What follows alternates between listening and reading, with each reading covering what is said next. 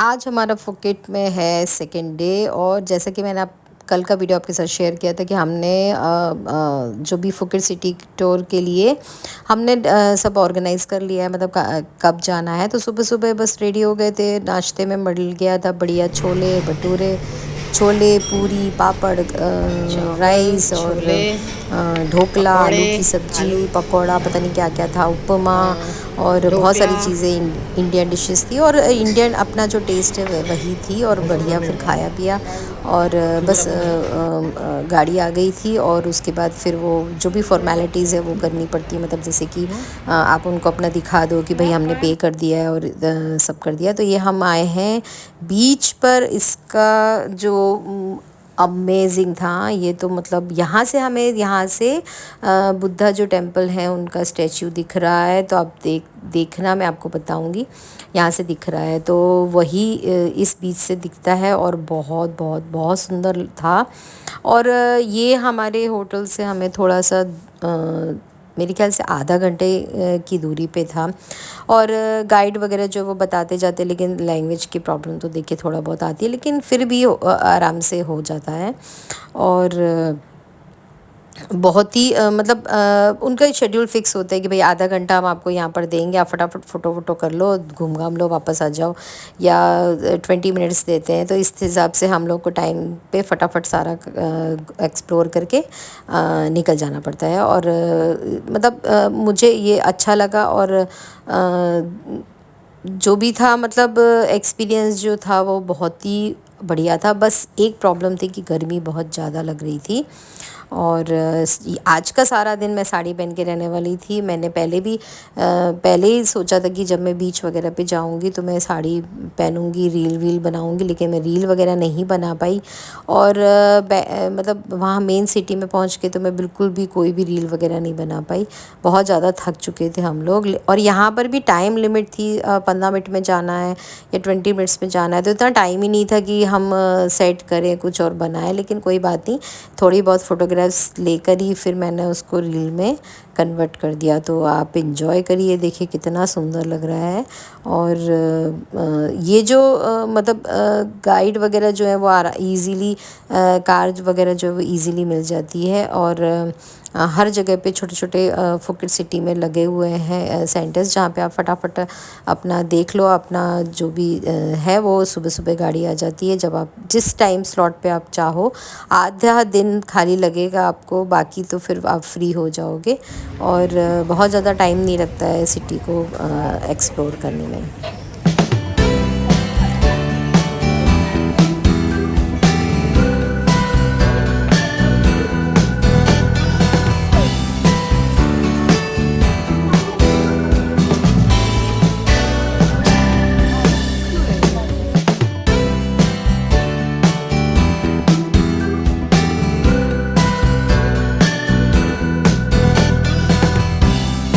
बस अब हम आ गए हैं बिग बुद्धा टेम्पल देखने। पहले मुझे लगा कि बहुत सारी सीढ़ियाँ चढ़नी होगी, जैसे कि वियतनाम वगैरह में था कि बहुत ज़्यादा स्टेप्स चढ़ के ही फिर हम मंदिर या कहीं पर पहुंच सकते थे। लेकिन यहाँ पर इतना सारा कुछ नहीं है, थोड़ा सा ही है, बहुत ज़्यादा बिल्कुल भी नहीं है। और वेदर भी अच्छा है और क्लाउडी था थोड़ा सा, और बहुत ही सुंदर है। और एक बार तो देखने के लायक ही है, कि मतलब आना ही चाहिए और मिस नहीं करना चाहिए। मम्मी हाय बोलो, वो हटा दो, ये हटा दो।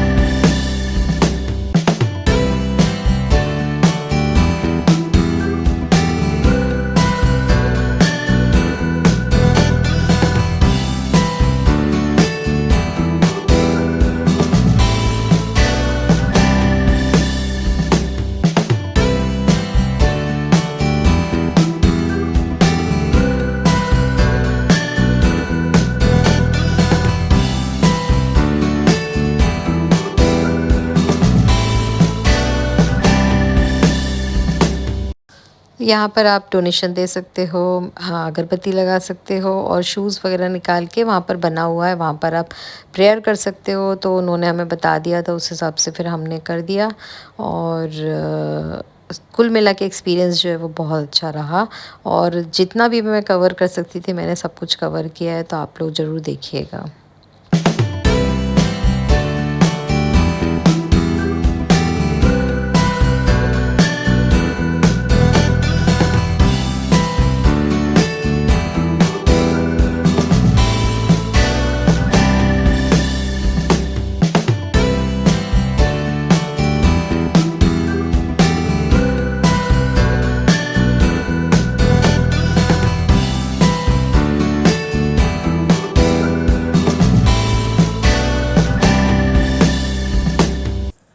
तो मैंने देखा है कि हमारे जो भगवान हैं, जैसे एंट्रेंस में भी हम लोगों ने देखा कि हमारे गणपति थे, फिर माता जो लक्ष्मी है उनका थोड़ा सा रूप चेंज था, लेकिन लक्ष्मी माता जी थी, फिर पार्वती माता जी थी, फिर मतलब इस तरीके से बहुत कुछ है ना, हमारे जो भगवान हैं उन्हीं का रूप है, थोड़ा सा चेंजेस हैं। लेकिन जैसे कि गणपति जी हैं, शिव भगवान अभी यहाँ पर रखे हुए थे, और जो नाग, बहुत सारे जो नाग हैं वो जो विष्णु भगवान का अवतार है वो भी है।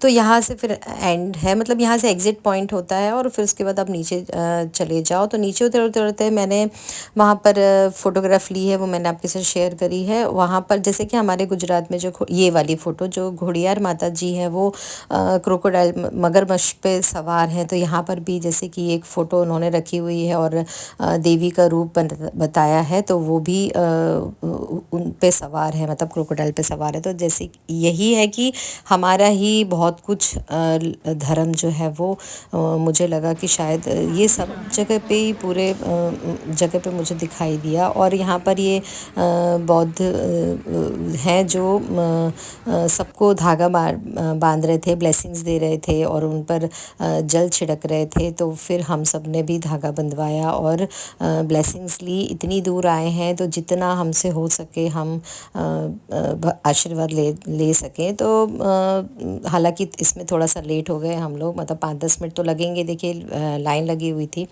लेकिन फिर हमने सोचा कि इतनी दूर तो हम वापस कब आएंगे, इसीलिए फिर हमने धागा वगैरह बंधवा लिया और ब्लेसिंग्स ले ली। और बहुत अच्छा रहा, मुझे तो बहुत पसंद आया। यहाँ पर आना तो बिल्कुल वर्थ है, बिल्कुल आना ही चाहिए। और डिटेल वाइज जो है वो देखा जाए तो हर तरफ जो भगवान है वो हमारे मतलब भगवान है वो थोड़ा सा रूप है चेंज है, वही है सारे। तो बस इसके बाद फिर हमारा दूसरा स्टॉप था यहाँ पर एलिफेंट का था। वहाँ पर उनको जो भी वो लोग देते हैं वो खिला दो आप, तो वो गणेश जी का अवतार माने जाते हैं। तो हम लोग ने तो अपने हाथों से खिलाया, और वो शायद ट्रेंड है तो सूंड उठा लेते हैं और मतलब हमारे साथ इजीली फ़ोटो वोटो खिंचाते हैं, मतलब पहले से प्रिपेयर करके रखा होगा। तो बस फिर एक के बाद एक हम लोग आते गए और खिलाते गए। और मैंने तो फर्स्ट टाइम खिलाया, मुझे तो थोड़ा डर लगा, लेकिन डर तो क्या है, वो हो गया। और उसके बाद बस सब फिर हम लोगों ने फ़ोटो वगैरह खींची। जो हमारे गाइड थी उन्होंने हमारी पिक्स ले ली, और उसके बाद अब हम जाएंगे दूसरी जगह। तो एक डायमंड नहीं बोलना चाहिए, वहाँ पर भी हम लोग गए थे। फिर वहाँ पे शायद फ़ोटोग्राफ्स लेना अलाउड नहीं था, वीडियोस बनाना अलाउड नहीं था, तो मैंने नहीं लिया।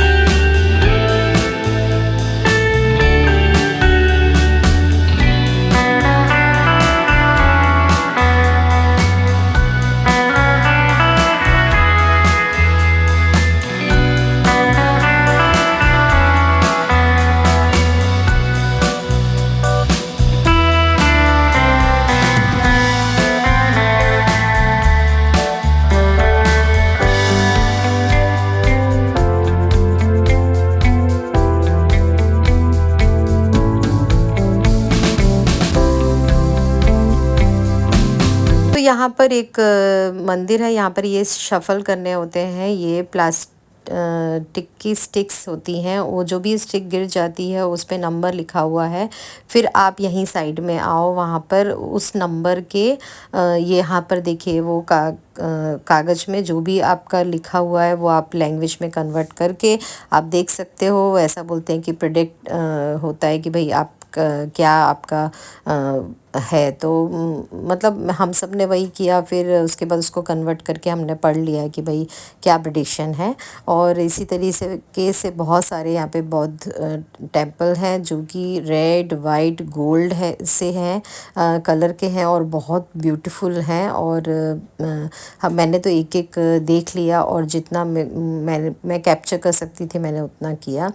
और सब सब जगह पे आपको शूज़ रिमूव करने हैं और उसके बाद ही फिर एंट्री है। और बहुत ही सुंदर, बहुत ही ब्यूटीफुल, बहुत ही प्यारा है। और थाईलैंड मतलब एलिफेंट्स और ये सब बहुत ही अच्छे से पूरा डेकोरेट करके रखा हुआ है। और बस यही देखना है, लेकिन वाकई में एक बार तो आना ही चाहिए।